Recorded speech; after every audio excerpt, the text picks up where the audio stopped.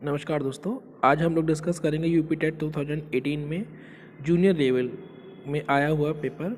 इसमें मैथ्स का पोर्शन हम लोग डिस्कस करेंगे। तो देखिए क्या है दोस्तों क्वेश्चन। इसमें पहला क्वेश्चन अगर डिस्कस किया जाए तो आपको गिवन है कि in the given figure A B is equal to A C and angle A C D is equal to 105 degree, find the angle B A C कितना होगा। जो हिंदी में चाहे हिंदी में पढ़ सकता है। इधर देखिए इसमें क्या बनेगा दोस्तों कि आपको इसमें जो एंगल गिवन है 105 डिग्री दे रखा है ए सी डी, ठीक है। और आपको पता है कि ए बी यानी ये लाइन बराबर है ए सी के। अगर ये दो साइडें बराबर होती हैं तो इनके आमने सामने के एंगल भी बराबर होंगे, यानी कि ए सी के सामने का जो एंगल होगा और ए बी के सामने का जो एंगल होगा ये आपस में क्या हो जाएंगे, इक्वल, ठीक है। अब हमको ये पता है कि जो लाइन होती है अगर इसको कोई एंगल कट करता है तो ये पूरा हमारा 180 डिग्री होता है। अगर ये वैल्यू 105 दे रखी है तो ये कितना हो जाएगा 75, यानी कि एंगल जो सी हो जाएगा ये हमारा 75 डिग्री हो जाएगा, ठीक है। अगर ये 75 हो जाएगा तो इसके सामने 75 है। अब हमारा ए बी और ए सी बराबर है तो ये वाला भी कितना हो जाएगा, ये भी 75 हो जाएगा। 75 और 75 मिलकर कितना हो जाएगा, 150 हो जाएगा। अब ट्रायंगल के जो तीनों एंगल होते हैं हमारे 180 होते हैं। अगर 180 में से 150 जाएगा तो हमारा ऑप्शन कौन सा हो जाएगा, 30 डिग्री आंसर हो जाएगा आपका, ठीक है। चलिए अगला क्वेश्चन देखते हैं क्या दे रखा है आपको। तो इंग्लिश हिंदी में से कोई एक पोर्शन आप चाहे तो देख सकते हैं, क्योंकि थोड़ा सा स्क्रीन बड़ी करनी पड़ रही है इसमें। तो देखिए क्या है, इसमें एंगल आपको दे रखा है b माइनस ए का 30 डिग्री बराबर है a प्लस बी का 18 डिग्री के, ठीक है। बहुत आसान क्वेश्चन दे रखा है। देखिए 18 डिग्री का परसेंटेज से परसेंटेज तो कट जाएगा, परसेंटेज आप यहीं पे काट दीजिए, ठीक है। अब b माइनस ए का 30, b माइनस ए, ठीक है। और इसके नीचे कौन सा आ जाएगा, ये a प्लस बी ले आएंगे, a प्लस बी, ये इसके नीचे आ जाएगा। इधर कितना हो जाएगा 18 और इधर कितना आ जाएगा, इसके नीचे 30 आ जाएगा। आप 6 से कैंसिल कर देंगे तो कितना आ जाएगा 3 और नीचे आ जाएगा हमारा 5, यानी कि कितना आंसर हो जाएगा इसका। लेकिन पूछा क्या, ए और बी का अनुपात पूछा है दोस्तों। तो देखिए हमको क्या मिल गया है, ए बी माइनस ए और ए प्लस बी मिल गया है, ठीक है। अब इसमें हम क्या करेंगे, इनका क्रॉस मल्टीप्लाई कर देंगे। जब क्रॉस मल्टीप्लाई करेंगे तो हमारे पास वैल्यू क्या बनेगी, ये हो जाएगा हमारे पास 5b माइनस का 5a और इक्वल हो जाएगा आपका 3a प्लस का 3b, ठीक है। अब देखिए क्या होगा, b से b, ठीक है। अब ये आपका कितना हो जाएगा, देखिए a के पास में a की वाली वैल्यू जाएगी तो ये हो जाएगा 8a और b से b घट जाएगा तो 2b हो जाएगा, ठीक है। और a अपॉन b करेंगे तो हम लोग कितना आ जाएगा 2/8, मतलब कि 1/4 आ जाएगा। यानी हमारा जो ऑप्शन लगेगा वो कौन सा होगा, थर्ड आंसर हो जाएगा। थोड़ा सा आपको वर्क भी करना पड़ सकता है जिन बच्चों का माइंड अगर वर्क नहीं कर रहा है तो, ठीक है। चलिए अगला क्वेश्चन देखते हैं क्या रहेगा। इसमें क्वेश्चन गिवन है कि दो संख्याएं हैं जो 3:4 में है, उनका मासा तथा लासा का गुणनफल 2018 दे रखा है। आपको बताना है कि संख्याओं का योग कितना होगा। जो इंग्लिश में पढ़ना चाहे इंग्लिश में पढ़ सकता है। 2 numbers are in the ratio 3:4, the product of their HCF and LCM is 2028, find the sum of the number will be, कितना नंबर होगा। देखिए इस क्वेश्चन में क्या करना है हमको, हिंदी वाले बच्चों के लिए क्वेश्चन ओपन कर देते हैं।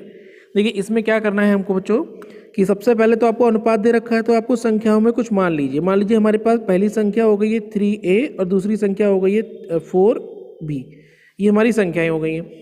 फिर आपको बोला है कि इनका मासा और लासा का गुणनफल। देखिए अब आपको पता है कि जो एलसीएम होता है वो होता है कॉमन एक बार लिख लो, बाकी का मल्टीपल कर लो। तो 3 और 4 में हमारे पास क्या कॉमन होगा, ये बी ए होगा, ठीक है। तो इसमें हमारे पास कितना हो जाएगा 12a हो जाएगा इनटू, और दोनों का एचसीएफ कितना होगा a हो जाएगा, बराबर कितना है 2028, ठीक है। अब देखिए यहाँ पर 12 से अगर हम कैंसिल कर देते हैं तो कितना लग जाएगा, 12 का 1 टाइम लगेगा तो बचेगा हमारे पास कितना 8 और 6 और 9, ये आ जाएगा हमारे पास a²। तो a का मतलब कितना आ जाएगा बच्चों 13, ठीक है। अब बोला है क्वेश्चन कि दोनों का योग बताओ, तो हमारा रेशियो कितना था 3:4 था, तो 3 और 4 कितना होता है 7, ठीक है। और 7 का 13 से कर दो मल्टीप्लाई, तो 13 7 कितना होता है 91, हमारा फोर्थ ऑप्शन हो जाएगा, ठीक। कम से कम पेन यूज़ करना है अगर आपको पेपर क्लियर करना है तो।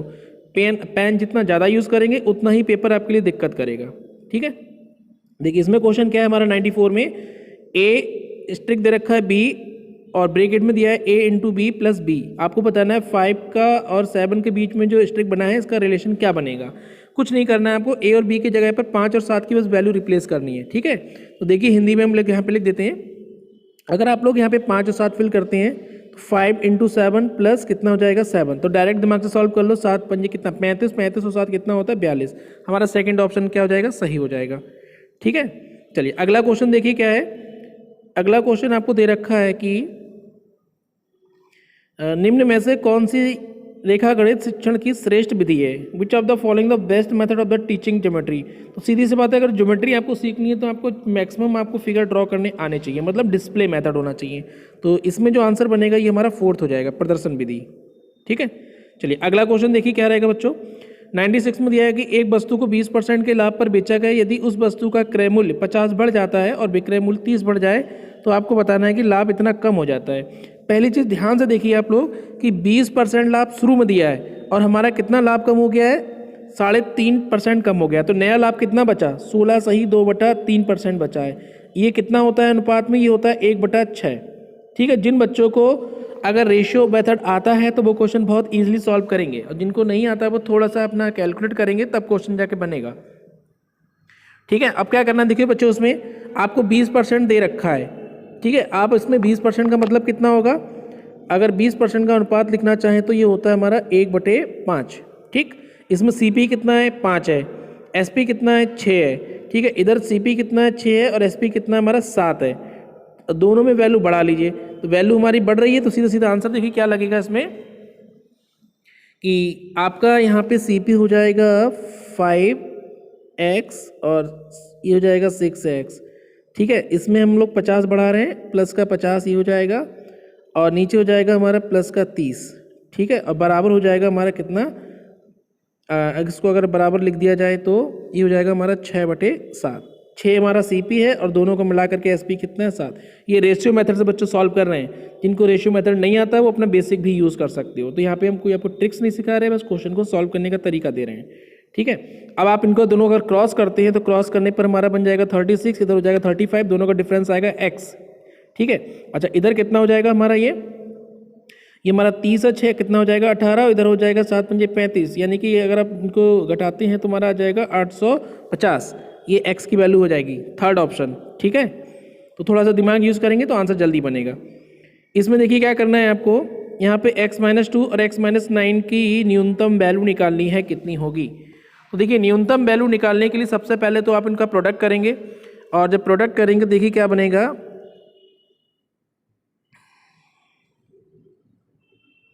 देखिए एक क्वेश्चन है आपका है कि इसकी मिनिमम वैल्यू बतानी कितनी होगी। तो देखिए न्यूनतम वैल्यू कैसे निकलेगी, सबसे पहले इनका प्रोडक्ट कर लेते हैं। प्रोडक्ट करेंगे तो मान लेते हैं इसके इक्वल में कुछ भी है, मान लो फॉर एग्जांपल बाई है, बाई के इक्वल में कितना आ जाएगा हमारा x² और माइनस का 11x माइनस का 18।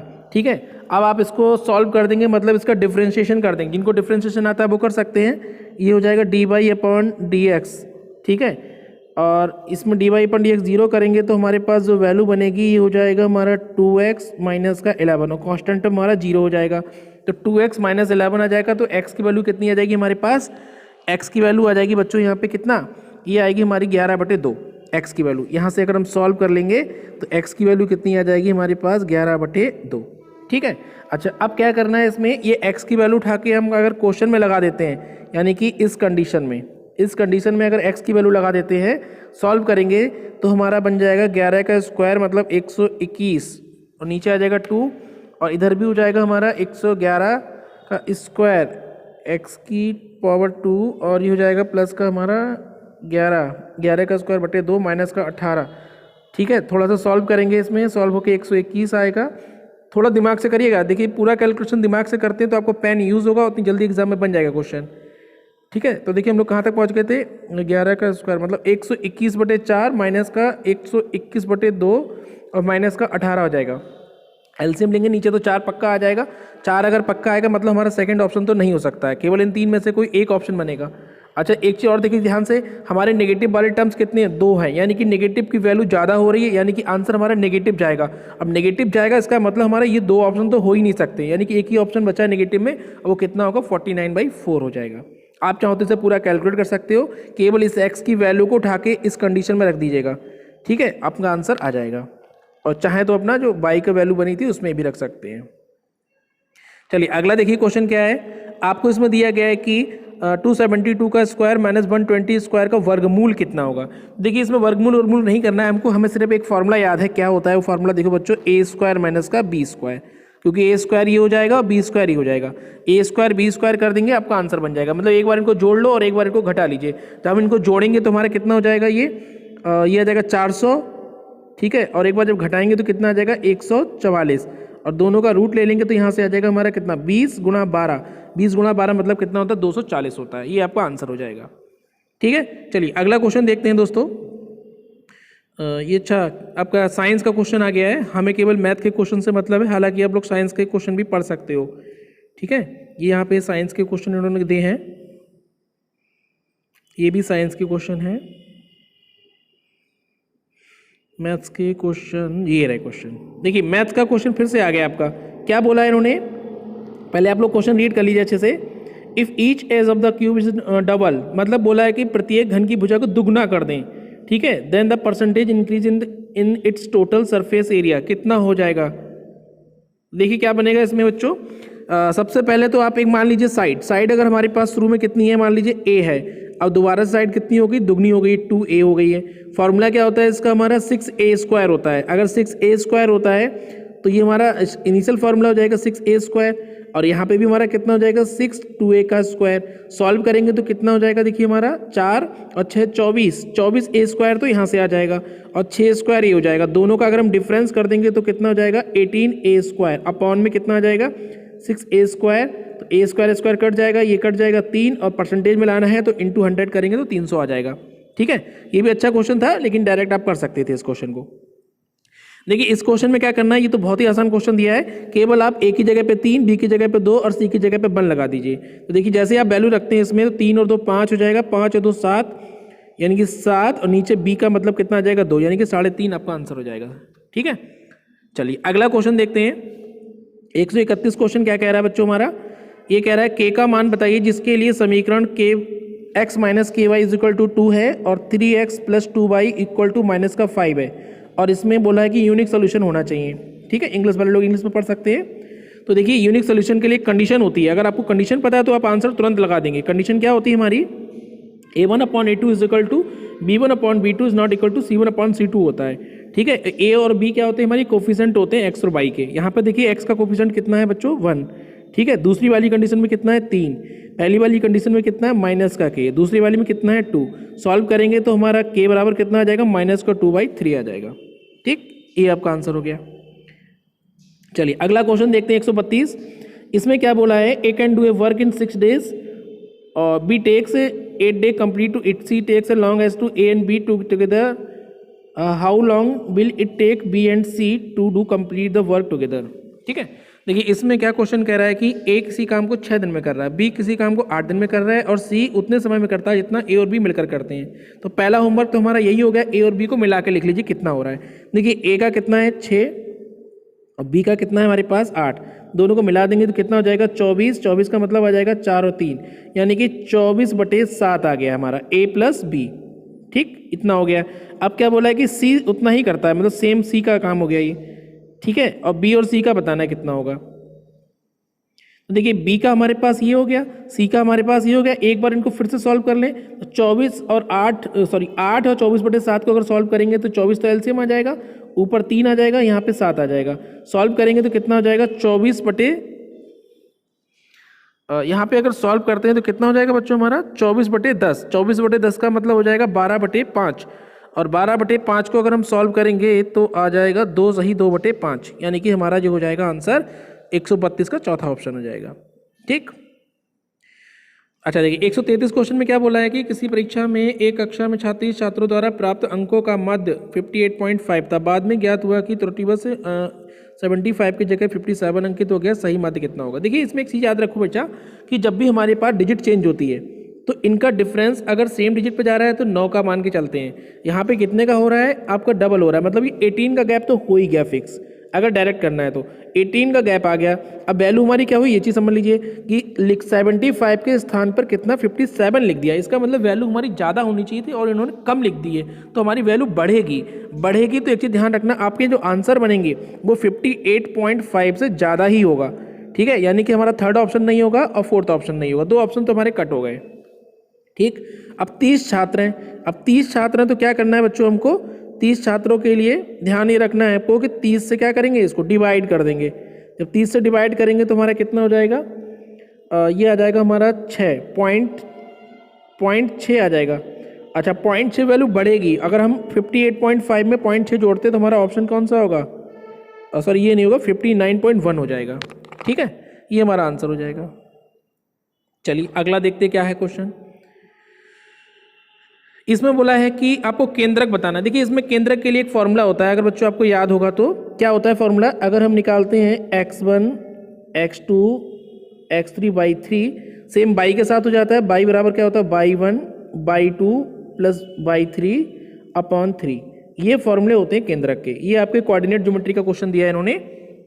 अब यहाँ पर पहली वैल्यू हमारी क्या हो जाएगी, x1, दूसरी x2, सेम हमारे दूसरे वाले जो निर्देशांक है इसमें x2 है, x1 बाई 1 पहला हो जाएगा, x2 बाई 2 दूसरा हो जाएगा और x3 बाई 3 तीसरा हो जाएगा, ठीक है। जब इनको हम लोग सॉल्व करेंगे तो सॉल्व होकर जो वैल्यू बनेगी वो क्या आएगी, देखिए अगर x वाले में रखते हैं तो 3 6 और माइनस का 3, 3 से 3 कट जाएगा, 6/3 मतलब 2, यानी x की वैल्यू तो 2 आ गई हमारे पास।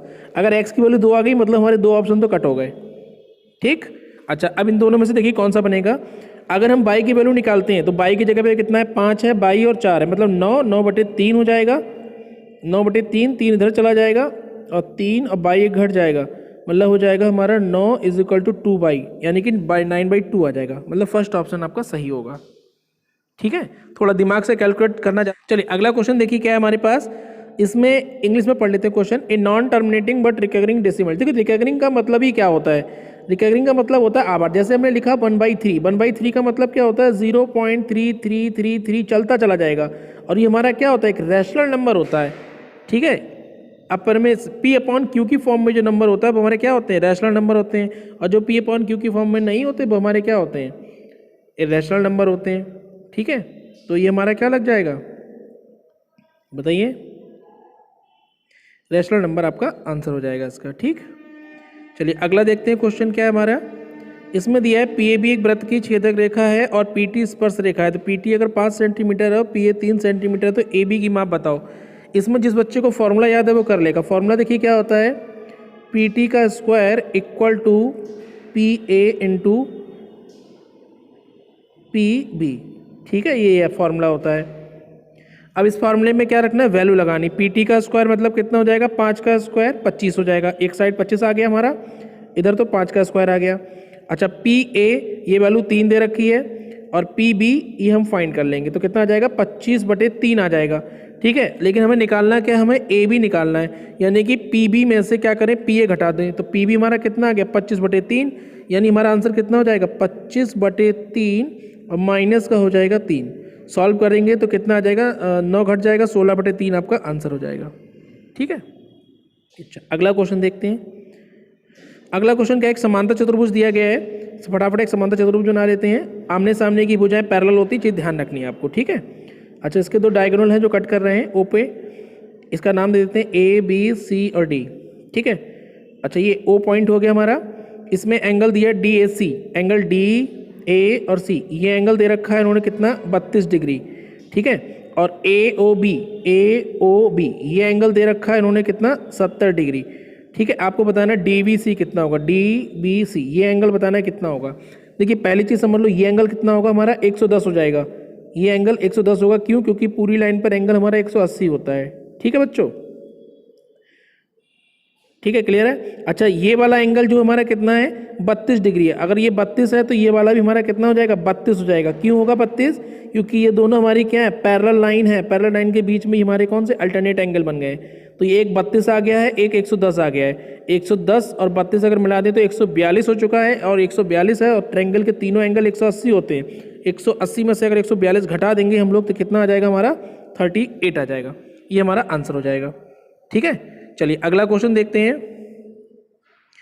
अच्छा, इसमें देखिए क्या बोला है कि एक पावर दे रखी है तो m के मान बताइए। देखिए इसमें एक सिंपल सी बात है, अगर ब्रैकेट लगी होती है तो ये m और n हमारे मल्टीप्लाई में चले जाएंगे, ठीक है। यानी हमारे पास क्या आने वाला है, थोड़ा डायरेक्ट सोचते हैं तो a की पावर m की पावर n और ये हो जाएगा a की पावर m इंटू n, ठीक है। a से a कंपेयर कर देंगे हम तो m की पावर n बराबर कितना आ जाएगा, m इंटू n, ठीक है। m को इस साइड ले आएंगे तो ये हो जाएगा हमारा m की power n minus 1 equal to n, और हमें निकालना है कि m की वैल्यू। अब m की वैल्यू निकालेंगे तो ये जो n माइनस 1 है ये ऊपर जाके इन्वर्स हो जाएगा, ठीक है। इन्वर्स हो जाएगा मतलब n की पावर क्या हो जाएगी, 1 अपॉन n माइनस 1, ठीक। ये आपका आंसर हो जाएगा।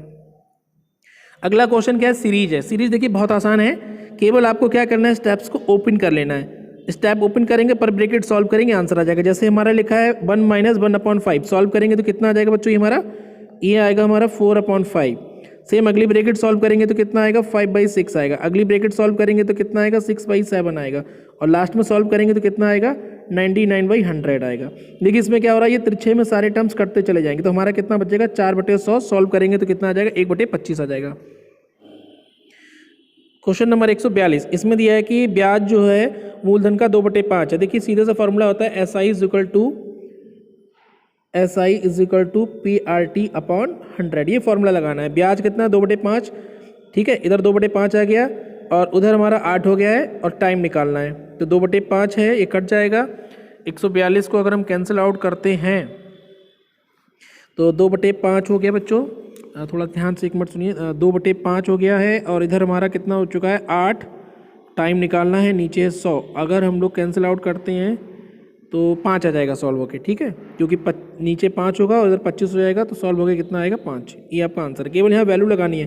रेट आपको गिवन है, SI की जगह पे लगा देना कितना, 2/5 x मान लेना और प्रिंसिपल की जगह पे x आ जाएगा और RT लगा देंगे तो आपका सॉल्व होके आ जाएगा 5, ठीक है। अगला क्या बोला है कि इतने में से छोटी छोटी संख्या बताओ कि गुणा करने पर एक पूर्ण घन होना चाहिए। देखिए ऑप्शन से अगर ध्यान से देखें, अगर हमारे पास यूनिट पे इसमें 5 दे दिया है तो 5 ही होगा इसका, क्योंकि बाकी के ऑप्शन से कभी भी नहीं बनेगा। आप चाहे चेक कर लेना, 3, 2 और 6 ये कभी भी परफेक्ट क्यूब में नहीं ले जा पाएंगे। अगर 5 दे रखा है यूनिट पे तो इनको क्यूब रूट की ट्रिक आती है, वो डायरेक्ट इसको लगा सकते हैं 5, ठीक है। चलिए अगला क्वेश्चन क्या है, देखिए P माइनस A है तो A की वैल्यू बता दो कितनी होगी। इसके अगर आप फैक्टर करेंगे और फैक्टर करके अगर वैल्यू को निकालते हैं, इसके अगर फैक्टर बनाएंगे तो हमारे पास वैल्यू जो बनेगी ये हो जाएगा हमारा P माइनस 6 और P माइनस 2 आ जाएगा एक ब्रैकेट से, तो ठीक है। और दूसरी ब्रैकेट से आएगा P प्लस 6 P माइनस 2, यानी कि P माइनस 2 हमारा कॉमन हो जाएगा। इसको अगर आप सॉल्व करेंगे, इसको अगर सॉल्व करते हैं, देखिए एक हम आपको सॉल्व करके दिखा देते हैं तो हो जाएगा P स्क्वायर और ये हो जाएगा हमारा कितना, 6P माइनस में, और माइनस का हो जाएगा 2P और प्लस का हो जाएगा 12। इसके फैक्टर लेंगे तो P माइनस 2 तो हमारा कॉमन में निकल के आ रहा है, ठीक है। और ऐसे दूसरे वाले से भी P माइनस 2 निकलेगा तो P बराबर कितना हो जाएगा, अगर हम सॉल्व कर देते हैं यहाँ पे P माइनस 2 बराबर 0 तो P बराबर कितना हो गया, 2 आपका आंसर हो जाएगा। कि इसमें बहुलक कौन सा होगा, बहुलक का मतलब होता है कि कौन सा ऐसा डिजिट है जो कई बार देखने को मिल रहा है। देखिए 0 2 बार आ रहा है, 2 हमारा 2 बार आ रहा है, 3 3 बार आ रहा है, 4 1 बार आ रहा है, 5 4 बार आ रहा है, सबसे ज़्यादा तो 5 ही दिख रहा है। मतलब हमारा बहुलक क्या हो जाएगा, 5 हो जाएगा। 5 हमारा कितनी 4 बार आ रहा है, मैक्सिमम टर्म से ही आ रहा है, ठीक है। चलिए अगला देखिए क्या है, 3 की power 2x plus 1 minus 3x, ऐसे आपको इक्वल में दे रखा है, कितना होगा। तो देखिए इसमें क्या करना है हमको, 3 की पावर x कॉमन लेके देखते हैं पहले। तो 3 की पावर x कॉमन हो जाएगा तो ये हमारे पास बचेगा, 3 की पावर x चला गया तो 3 की पावर x प्लस 1 माइनस 1 इधर बचेगा, और इधर से हमारा कितना हो जाएगा, 3 की पावर 2 कॉमन हो जाएगा, 3 की पावर x प्लस 1 बचेगा और माइनस का 1 बचेगा। 3 की power x plus 1 minus 1 common हो जाएगा, 3 की पावर x और 3 की पावर 2 ये दोनों एक ब्रैकेट में आ जाएंगे। अगर सॉल्व करेंगे तो x बराबर एक तो 2 आ रहा है हमारा, ठीक है, x बराबर एक 2 हो जाएगा, वो भी प्लस का 2 होगा, यानी कि कंफर्म हो रहा है कि हमारा 4th ऑप्शन जाने वाला है, ठीक है। यहाँ से एक चीज़ कंफर्म होगी कि हमारा कौन सा आंसर होगा, ऑप्शन हमारा डायरेक्ट क्लिक हो जाएगा बच्चों। इसमें ध्यान रखिएगा आप लोग, क्योंकि अगर हम इसमें केवल एक वैल्यू ही कंपेयर कर दी, हमने 3 की पावर x माइनस का 3 की पावर 2 है, ठीक है। अगर हमने दोनों को कंपेयर कर दिए तो x बराबर 2 तो आ ही रहा है। अगर x बराबर 2 ढूंढना है तो केवल हमारा 4th ऑप्शन में आ रहा है और कहीं भी नहीं आ रहा है, इसका मतलब 100% हमारा 4th ऑप्शन हो जाएगा, ठीक है। चलिए अगला क्वेश्चन देखिए क्या है कि एक अधिवर्ष में 53 रविवार होने की प्रायिकता क्या है। देखिए अधिवर्ष क्या होता है 366 दिन का होता है। अगर 7 से डिवाइड करेंगे तो हमारा 52 सप्ताह तो चला जाएगा और 2 बच जाएगा। अब प्रायिकता पूछिए, सप्ताह में 7 दिन होते हैं, यानी कि 7 में से 2 की चांस हो जाएंगे, मतलब इसका आंसर क्या हो जाएगा 2/7 हो जाएगा।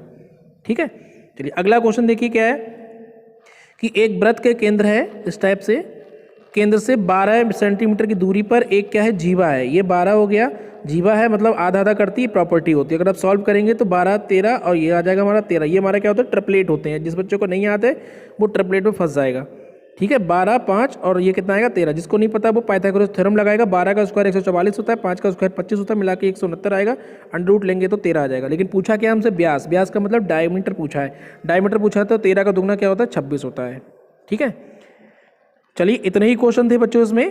तो आई होप ये डिस्कशन था 2018 का आपको पसंद आया होगा। तो ऐसे ही हम लोग अगली सीरीज में 2020 के यूपी टेट में आए हुए क्वेश्चन पेपर में को डिस्कस करेंगे। ठीक है, और इसमें मैथ्स के क्वेश्चन को ईजिली और ट्रिकी और फास्ट कैसे सॉल्व करेंगे ये हम लोग देखेंगे। तो फिलहाल आप लोग पढ़ते रहिए, अच्छे से एंजॉय करिए। तब तक के लिए थैंक यू।